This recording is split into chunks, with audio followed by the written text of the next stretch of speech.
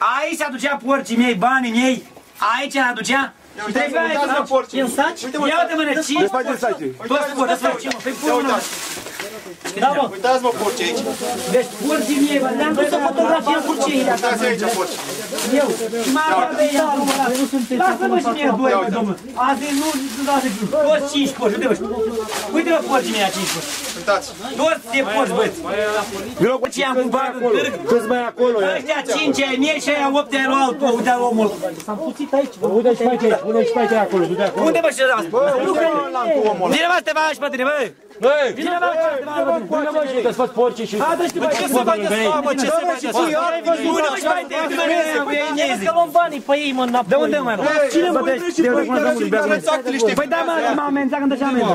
Du-te, bă, și să-ți faci de... Am băgat banii în ei. N-am înțeles. Acum, repet.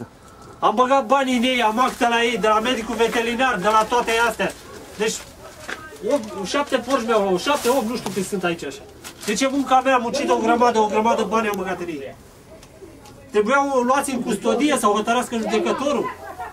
Am acte la ei. Uitați.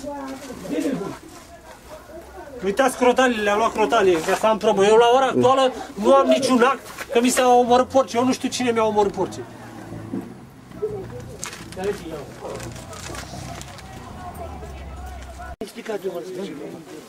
Domnul primar.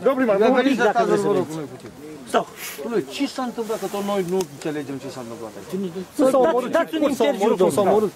Cui să dau, da? Da, și nu băiatul care era la porci. Ce crezi că mă oferesc de camere de luat vedere? Nu, domn primar, nu e bine.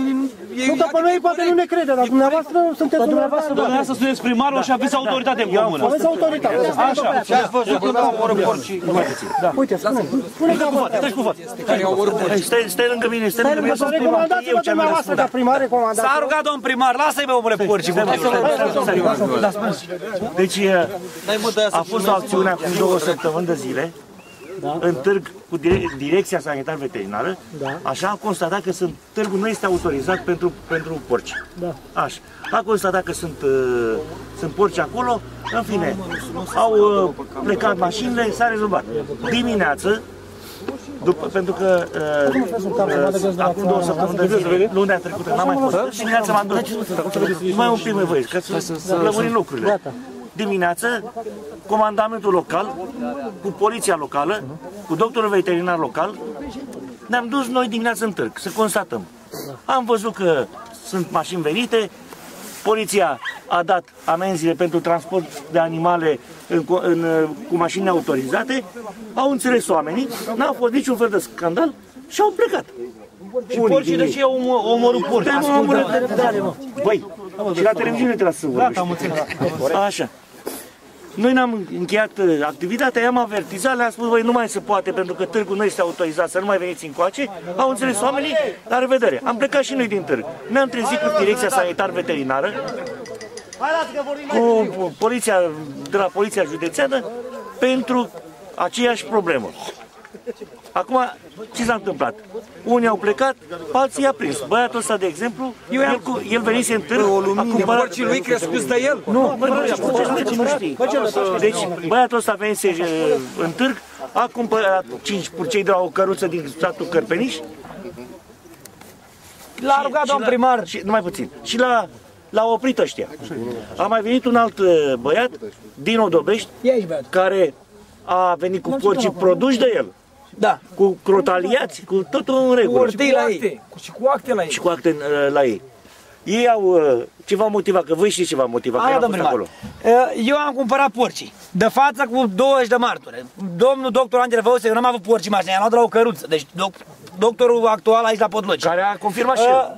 Domnule, am luat porci să-i cresc eu. Dacă eu eram cu ei la vânzare și era amena 200 de milioane, dăm-mă 200 de milioane. Dar eu am venit, am cumpărat. Mă înțelege lumea asta, nu ia nimeni măsura asta. Eu am venit să-i cumpăr pentru copiii măi, domnul primar. Da, cu martori, am cumpărat. Am închis mașina, n-am expus-o la vânzare, domnule, vând eu porci, mă prindă de amendă. Dacă mă prindea cu el, dă-mă 300 de milioane, prin la vânzare. Eu mi-am închis mașina, m-au să iau 2 goși. Când ei mi-a tras, mi-a desfășurat mașina. Ce ai tu mașină? Porci, de ce? Dar eu n-aveam mașina în porci, mașina mi-a dus la la 500 de metri de porci. Mi-am cumpărat, am tras mașina pe stânga, acolo până am să trag mașina, așa. Haide, dăm cu actele. I-am dat actele, pe cum că unii ce nu-i dau actele. Ia, domnule, actele, că mi-am cumpărat, de ce să vă dau actele? Ia, dat actele în mână, m-am luat la primărie, l-a rugat domn primar frumos. Domnule, e un copil la măr, a cumpărat porci. Ce i-a cumpărat pentru el? Nu, domnule, 200 de milioane. Păi ce, mă, domnule, să poate? Eu dau foc la mașină. Am întors IV cumva la primărie, dau foc. Niște polițai care erau acolo mulți. Zice, ia vezi, mai face, apuieți cătușilii. Păi cum am pui mie cătușilii când eu îi dau foc la mașina mea? Îi dau foc la o țară întreagă că eu sunt, nu face nimeni dreptate, mi-am cumpărat porci, nu? Îi dau foc la mașina mea, da? Și a zis că chiar dacă e bunul meu, îmi face dosar, că n-am voie dau foc în public, nu știu cum. Așa, și în fine nu mi-a dat voie să dau foc la mașina, nu treaba mea. Să dai foc, că nu poți să mai trăiești de aici. Da, păi nu mai se poate. Dacă eu am vrei, cumpăr, măi, omule. Hai că ori eu cu porci, ori cu droguri, asta eu am vândut droguri. Hai că tot una, eu cu droguri cu porci. Deci eu că am cumpărat porcii și cu droguri eu tot una, tot în ciorba am mâncat trezit. Și când a fost vorba să ți confisce, ce ți-ai scos? Ascultă, când a fost vorba, a intervenit și domnul Tige, nici nu știu cine e până acum. Lasă-mă, domnule, dați porci la copilul ăla. Nimic, a intervenit politic. Nu, domnule, porcii merge la sacrificat, să-i omoare. Ne-a adus aici în câmpul ăsta, japcă la drumul mare.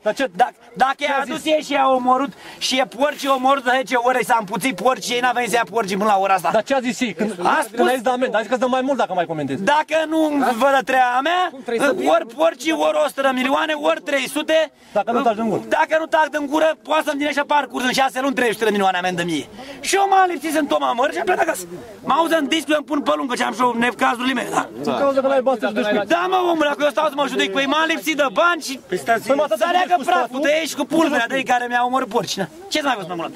Copiii, ce te-a întrebat de porci? Dacă m-a întrebat copiii ca și cu femeia, măi, oameni buni, registrează alea? Măi, omule, unde e porci? Că la vezi porci la târg. Păi, femeie, mi-a omorât cine? Ți-a furat? Nu se mai fură acum, zic. Mi-a omorât cine? Eu nu știu mi-a omorât. Că mie nu mi-a făcut proces verbal. Eu sunt oamenii cine mi-a omorât? Nu, eu nu știu cine mi-a omorât porcii. Oamenii nu mi-a dat proces verbal. Mi-a omorât. Uitați aici, nu știa să facă o injecție. A ruptat cu un porc, ăla e doctorul de rea. Cine e morarul la mai mărunt? A ruptat cu un porc, n-a să facă injecție la porc. Ce mai o spui mi-am ambulat? Eu am plecat acasă. Să știi că e omul Tole. Deci eu nu știu, el mi-a omorât 5 porci, toți băieți, de față cu toată lumea asta, filmat. Și am omorât la băiatul la 8. Care a vrut să ducă să spânzure. Ăla era ai lui de vrea spânzure, fugit la pădure la spânzure.